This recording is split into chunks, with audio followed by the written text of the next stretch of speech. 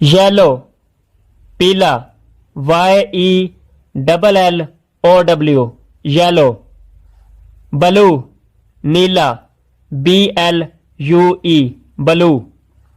Black काला, BLACK black. Green हरा या सब्ज, GREEN ग्रीन। ऑरेंज माल्टा, ORANGE orange.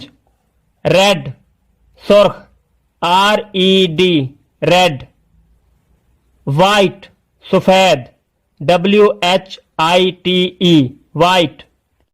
Yellow colour, blue colour, black colour, green colour, orange colour, red colour, white colour.